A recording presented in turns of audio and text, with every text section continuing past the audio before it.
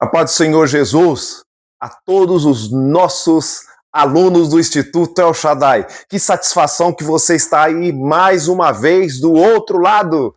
Você está perseverando, insistindo, vencendo o cansaço. Olha aí, vencendo a vontade, quem sabe, de desistir deste curso. Você está avançando para a glória de Deus. Você que ainda não participa em nenhum dos nossos cursos, nessa ocasião, nós estamos aqui passando uma videoaula para os nossos alunos que fazem o nosso curso de teologia do nível avançado. Você pode participar entrando em contato conosco através do WhatsApp, o nosso contato na descrição desse vídeo. Deus abençoe também a todos os inscritos. E se você estiver passando por aqui por um acaso, eu não acredito no acaso, Deus, o Espírito Santo dele, te trouxe aqui para você ouvir uma mensagem. Não vai ser somente uma mensagem pedagógica ou, quem sabe, somente didática. O meu intuito, ao longo desses anos, ministrando a palavra e ministrando também os nossos cursos, é fazer você chegar a cada dia mais perto de Jesus Cristo e ampliar os seus conhecimentos bíblicos. Em nome de Jesus, faça parte dessa grandiosa família. Quero que você pegue o seu caderno para as devidas anotações, as suas versões bíblicas, também o seu livro. Olha o livro aí, ó. Olha aí o nosso material didático, a visão panorâmica do Antigo Testamento. Nessa ocasião, nós vamos aqui tentar esboçar um pouquinho sobre os manuscritos, o Antigo Testamento, também a fidelidade do Antigo Testamento em si, a Bíblia, também falando de Jesus Cristo. Eu vou tentar englobar aqui, mesmo que a visão seja do Antigo Testamento, nós cristãos jamais deixaremos de falar de Jesus Cristo, que justamente, tanto no Antigo como do Novo, apontam para o único e suficiente Salvador das nossas vidas. Se você ainda não tem Jesus Cristo e chegou aqui nesse canal pela misericórdia dele, você pode aceitá-lo. Cristo tem condições reais de perdoar qualquer pecado. Ele morreu na cruz do Calvário para que você fosse liberto da escravidão do pecado. Nós estamos no final da página 40, o finalzinho, aonde vai falar sobre o Antigo Testamento e a sua canocidade. Eu quero também aqui partilhar com vocês, irmãos, uma recomendação entre algumas que eu faço sobre boas literaturas. Nesse ano, nós estamos em 2026, se você estiver assistindo em outro ano, nós estamos aqui em janeiro de 2026. E eu quero fazer uma recomendação de Joe Draine, a Bíblia, Fato ou Fantasia. Aqui, meus amados irmãos, olha, dá um print aí, ó, vai falar sobre os milagres, ressurreição de mortos, existiu ou não existiu, vai falar da veracidade da Bíblia, vai falar sobre Cristo existiu ou não, sobre os manuscritos de Qumran. É o grande divisor, irmão, de águas para a história, não somente bíblica, mas a história do mundo. Esses manuscritos mudaram até mesmo o pensamento daqueles que falavam que não tinham mais manuscritos, que a Bíblia era puramente fantasia. E esse livro aqui vai fazer um estudo bem apurado sobre esses fatos. Eu quero aqui, irmãos, recomendar para vocês, entre outras boas literaturas, que nós vamos passar ao longo do nosso curso. E é claro, irmãos, sobre a história do Antigo Testamento. É magnífico falar sobre o Antigo e o Novo Testamento, mas nós estamos aqui falando sobre o Antigo Testamento. Eu quero que os irmãos venham a entender, irmãos, que existem diferenças substanciais no cânon bíblico, no cânon hebraico e também na Bíblia usada pela Igreja Católica Romana. São principalmente substanciais no que tange o cânon bíblico para a Bíblia da Igreja Católica. E eu preciso de usar, não é aqui, preste bem atenção, não estou desfazendo e não estou sendo aqui preconceituoso, mas eu preciso que os irmãos entendam que o Novo Testamento, tanto da Bíblia católica como da Bíblia protestante, são os mesmos. São os mesmos. Já no cânon judaico, eles acompanham somente o Antigo Testamento. Preciso de lembrar aos amados irmãos que eles não possuem a nova aliança, não crendo assim nos livros que tem no Antigo Testamento. Então eu quero que você pegue uma caneta aí, por favor. Nós vamos lá no cânon bíblico, que possui aí no Antigo Testamento 39 livros. 39 livros no Antigo Testamento, mais 27, que formam aí a totalidade de 66 livros. Esse daqui, irmãos, é a reunião bíblica, biblioteca, a junção de livros, 39 mais 27, canônicos, atestados, comprovados, citados, os 39 citados no Novo Testamento. Até Cristo fez questão de citar vários livros do Antigo Testamento. Já, irmãos, na Bíblia católica, então nós vamos aqui para o Bíblia, escreva comigo, católica romana. Vai ter aí a diferença substancial, principalmente no Antigo Testamento. E eles vão possuir aí 46 livros. 46 livros. No Antigo Testamento, tá bom? No Antigo Testamento. E aí tem uma diferença substancial. Esses livros foram ali inseridos, irmãos, em 1545, 46, enfim, no Concílio de Trento, logo após a Reforma Protestante. Foi uma resposta da Igreja Católica contra o protestantismo até então. E esses livros eu vou tentar comentar aqui, irmãos, com base naquilo que nós escrevemos no nosso livro didático aqui, que serve como bússola para guiar-nos. Então eles possuem 46. Já no Novo tem 27. A totalidade vai dar quanto? Bom de matemática? 73 livros. 73 livros. É claro que, irmãos, aqui existem adições também no Antigo Testamento. Por exemplo, lá no livro de Daniel, tem ali, irmãos, adições. Além desses livros, possui também adições. Já no cânon hebraico, ele só possui somente esses 39, tá bom? Então, vamos colocar aqui, ó, cânon hebraico. Conhecido também o cânon hebraico como... Ah, vocês estão afiados. Taná. Taná. Então, esse Taná, irmãos, assim também como essa... Eu vou deixar aqui no nossa... na nossa... Você vai ver aqui, ó, do meu lado esquerdo, eu vou colocar aqui, ó, certinho para você tirar um print sobre a divisão dessas 3 específicas Bíblias, entre aspas, se assim eu posso dizer. Vamos lá, irmãos. Tem aqui, ó, por exemplo, na página 43, você que tem, tá muito melhor explicado. É porque eu também não posso gastar aí a paciência dos irmãos. Então, no cânon hebraico, tem 24 livros. Tudo bem? Mas você falou que é igual. A divisão da Bíblia protestante é diferente da divisão do hebraico. Portanto, não existem diferenças. São os mesmos 39 livros. 39, os mesmos. O que vai mudar são as divisões. As divisões vão mudar. E eu entro aqui, irmãos. Por exemplo, Torá.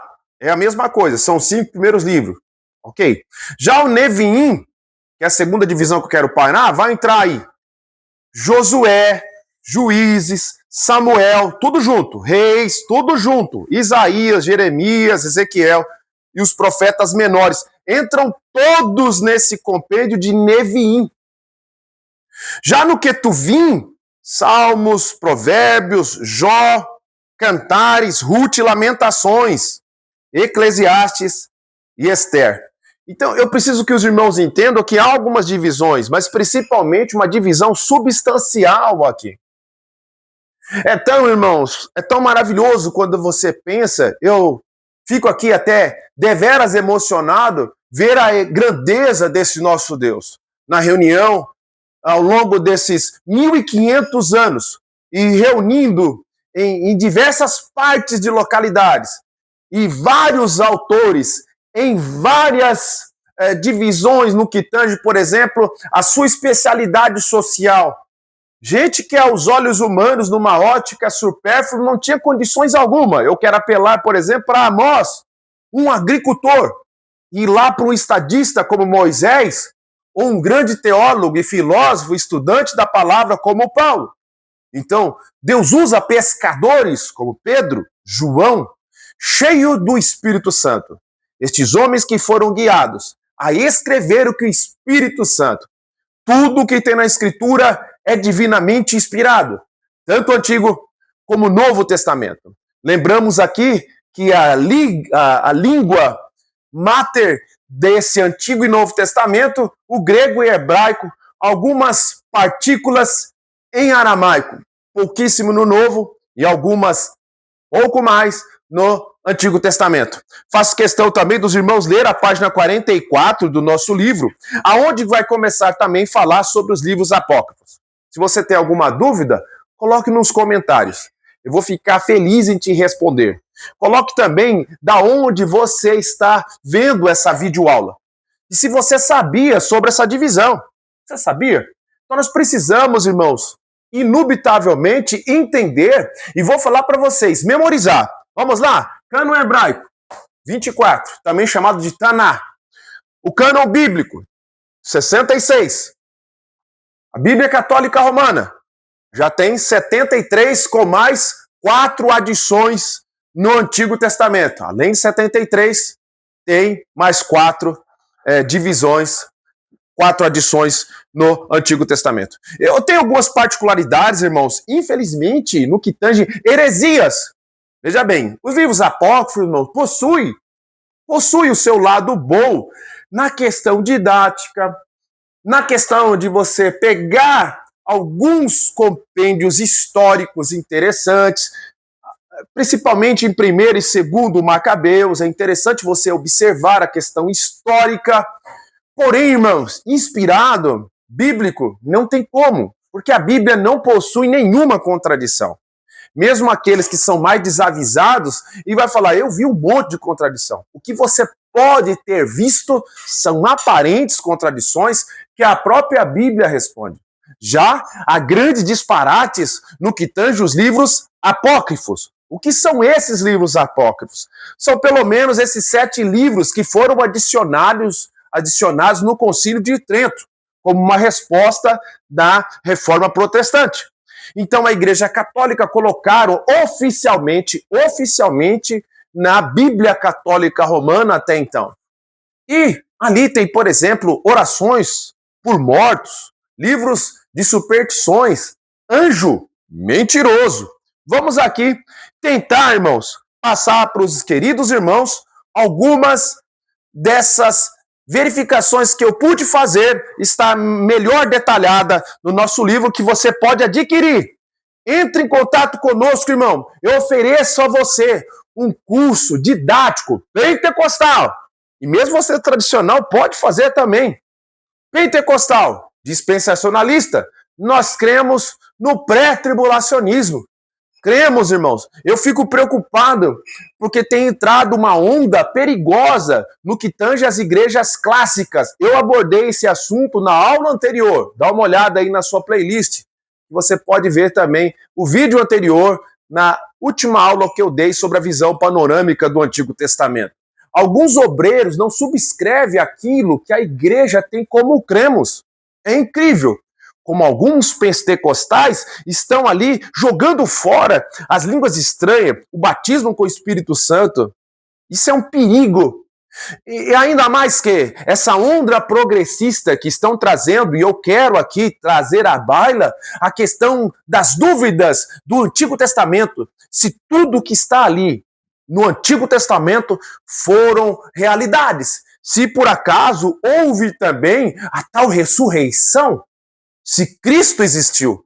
Isso é um perigo, irmão. Estão tentando minar a questão bíblica. E eu preciso de apelar ao bom senso de quem está do outro lado. O homem natural não consegue discernir o espiritualmente, levando em consideração também que o Deus desse século cegou o entendimento dos incrédulos. Então realmente a Bíblia não é para qualquer um.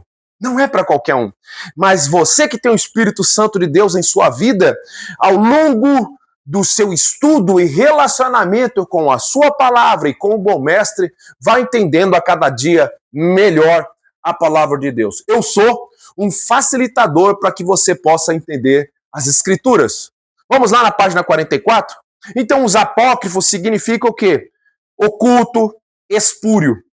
Tobias, por exemplo, eu coloco aqui, é uma história que vai falar de Tobias, obviamente, e alguns milagres preparados pelo anjo Rafael. Levando em consideração, irmãos, que Rafael, esse anjo, não tem no cânon bíblico. Nos 66 livros, não.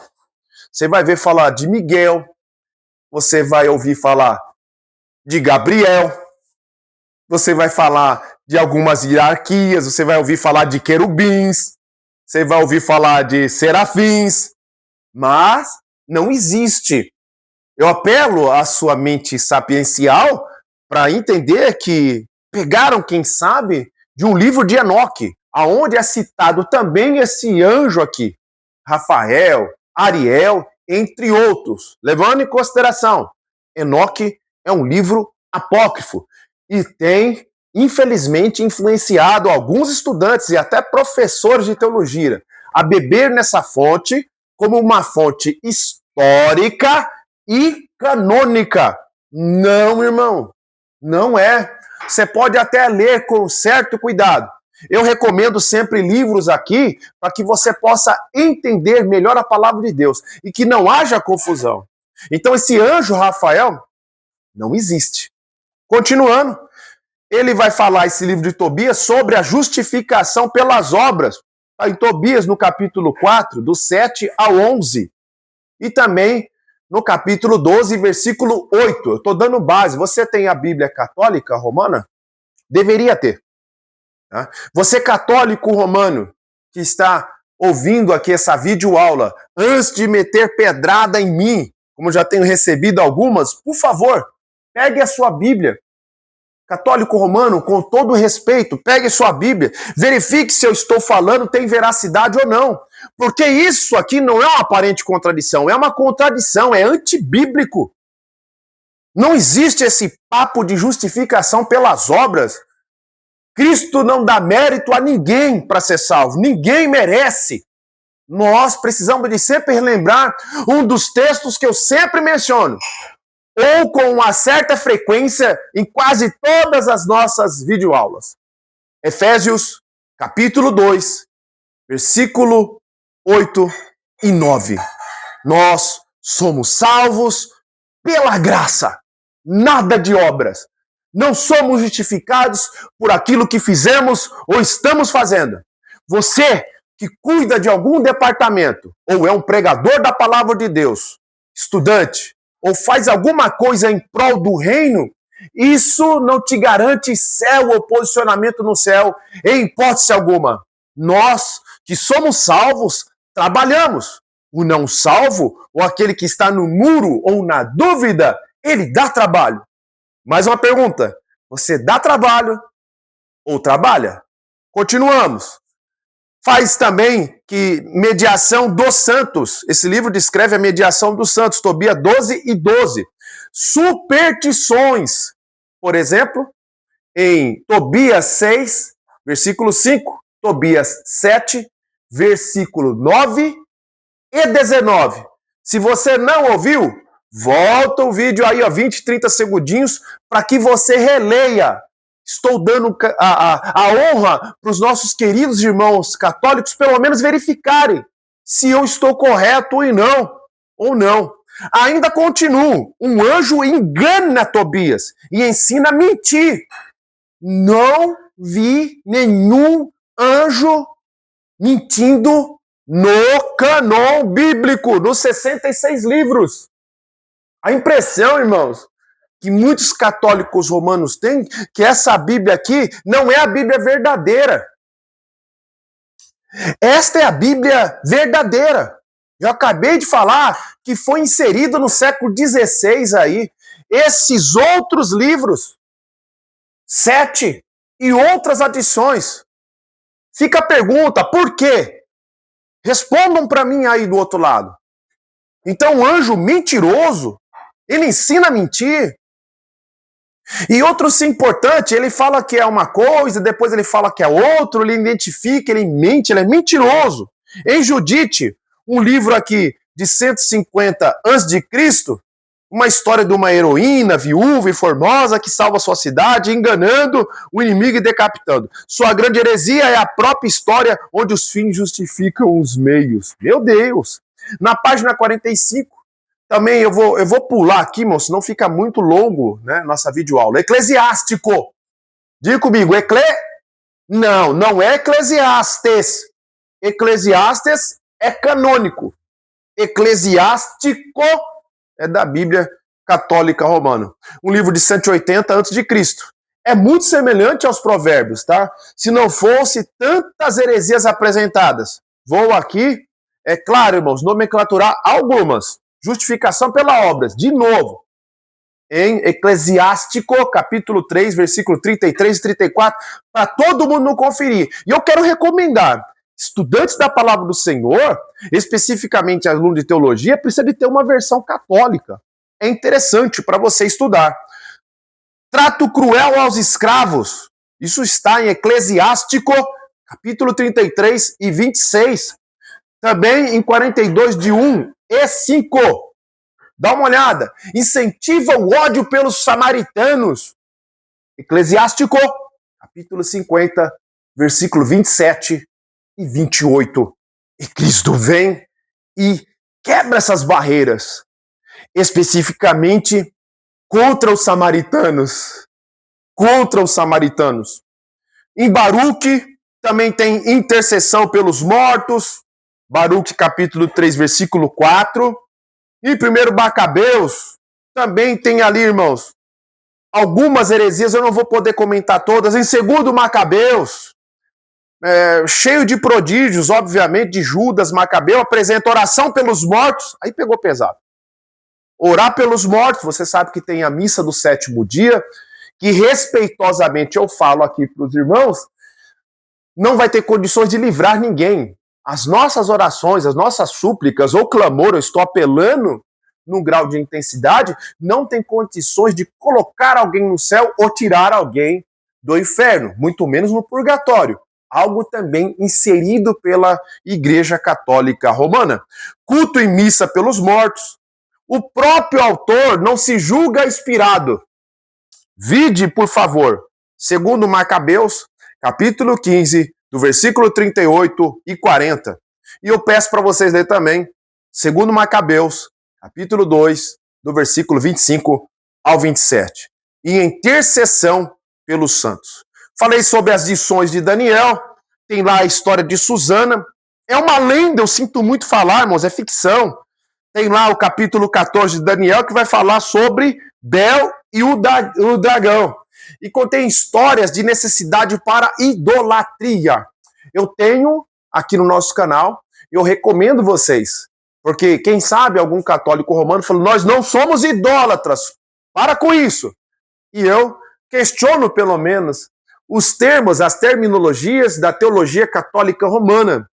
Hiperdulia, dulia e latria. Tem no nosso canal aqui. E você, aluno, deveria aí voltar a estudar sobre esses termos. Nós estamos falando do Antigo Testamento, não estou perdido, nós estamos falando dos 39 livros canônicos, porém, a Igreja Católica Romana inseriu aqui 7 livros a mais e vai totalizar 46 no Antigo Testamento. Ei, toma sua água aí, dá uma respirada, a aula está esquentando. Eu estou caminhando para o final. Vamos lá então, irmãos. Fala aqui também da questão da idolatria nas adições de Daniel, sobre o cântico dos 3 jovens na fornalha. Não tem essa base bíblica, eu sinto muito também falar sobre isso daí. Então, como eu falei para vocês, afirmando a data, em 1546 foram inseridos como uma resposta, sem dúvida nenhuma, à reforma protestante até então. Então foram inseridos esses livros, ok? E aí na página 46, irmãos, como eu sempre gosto de frisar, eu dedico meia página, ou um pouquinho mais de meia página na página 46 e o começo da 47, Cristo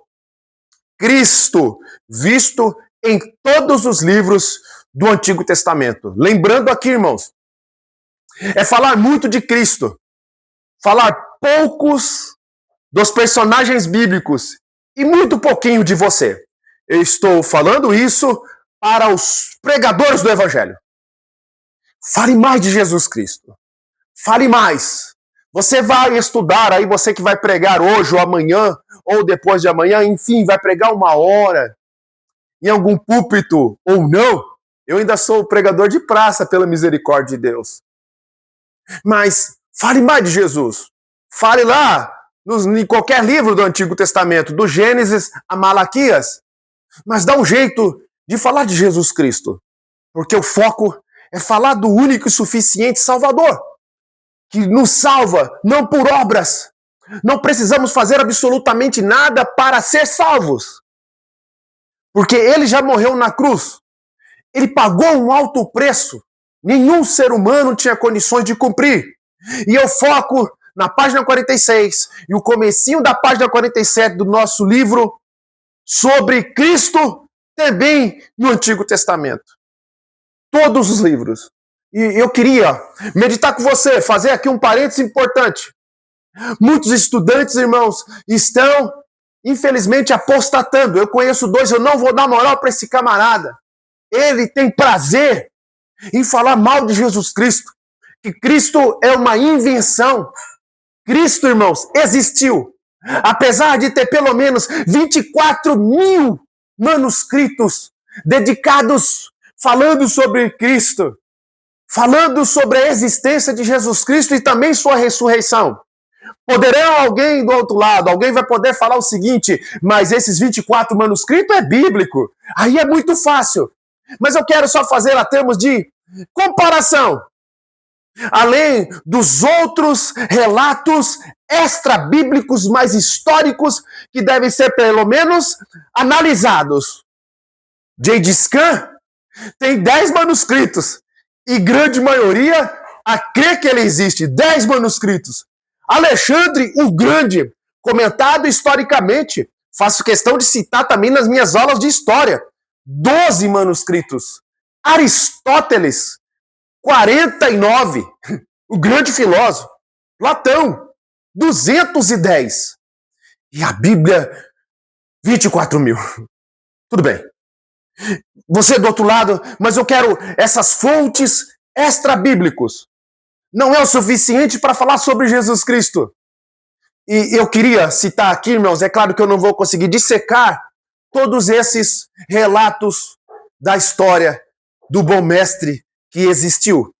Por exemplo, Tácito, em 56, 120 depois de Cristo, nos seus livros, alguma passagem dos livros anais, que vai falar sobre o incêndio de Roma, falando de um povo que se converteu ao cristianismo e também sobre Jesus Cristo. É claro, eu quero reforçar o meu pedido e o meu intuito ao longo desses anos é formar também cristãos pesquisadores. E você que está duvidando na questão, será que é verdade? Pesquise sobre Tácito. Também existe, irmão, um grande historiador e não teólogo, não cristão, Flávio Joséfo, 37, 100 depois de Cristo, também cita Tiago. Olha que trampolim interessante. Cita Tiago, irmão de Jesus Cristo.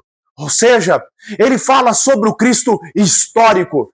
Quero mais fontes. Também Plínio, irmãos, governador romano, que viveu entre 60 e 114 depois de Cristo, na carta 96, fala sobre a reunião de judeus idolatrando um tal Jesus Cristo. E ele, ali nesta carta, diz ao imperador romano a vontade de acabar com esta seita, acabar com o cristianismo, acabar com estas reuniões, e não conseguia. São relatos extra-bíblicos, pelo amor de Deus, até o Talmud judaico fala sobre Jesus. Não da mesma forma que os cristãos falam. Fala certo, até com certo desdenho, mas acaba falando. Plínio também fala sobre. Também outros relatos que eu não vou conseguir aqui, irmão, dissecar com vocês. Existiu Jesus Cristo. Eu acompanho um raciocínio do apóstolo Paulo. Se Cristo não ressuscitou, mentirosa, vã é a nossa fé. Ele ressuscitou. Eu e você do outro lado não precisa de provas históricas, não precisa de mais descobrimentos, como foi ali que eu falei para você, os manuscritos do Mar Morto, exaltando, enaltecendo a originalidade, aleluia, e a preservação dos escritos bíblicos. E você não precisa, porque ele está vivo. Eu acabei de conversar com ele antes desta aula. Ele está vivo e eu sinto a presença desse Jesus aqui nessa videoaula. Ele continua transformando vidas, dizendo a você do outro lado que você não precisa mais sofrer, porque Ele está vivo, Ele ressuscitou e mora em meu coração. Que Deus abençoe você aí do outro lado, que você venha fazer parte das nossas próximas aulas, em nome de Jesus.